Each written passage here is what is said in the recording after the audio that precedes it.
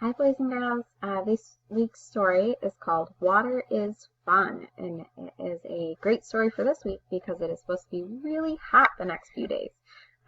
So we can learn a few ways that water can help us stay cool and have some fun. You should have a copy of this book. It was mailed out to you. So go ahead and find it so you can follow along and then click play when you're ready. All right, so water is fun. It says, let's have fun with water. You can play with it. Riley has one of these water tables she likes to play with. Right? Water can be fun to play with. You can swim in it.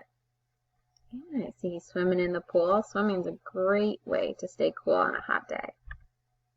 You can slide on it. Yeah, he's going down a water slide. You can spray it. Maybe you have a water gun and you can have a water fight. That would be fun. You can float on it. That sounds relaxing. You can relax in it. You can freeze it. Goes along with our science. What happens to water when it gets really cold?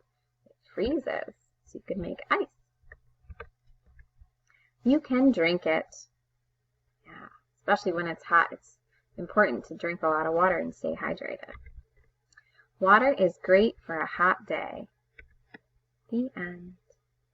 All right, think back. What were some fun things that you can do with water? Yes, you could go swimming, have a water gun fight. What else? Yeah, you can make ice. You can drink it. You can play in it. Yes, those were all different ways that you could have fun with water. Awesome. All right, so maybe this week on these next few days that are really hot, use some of those ideas and have some fun with water in a safe way that can help keep you cool. All right, thanks for listening.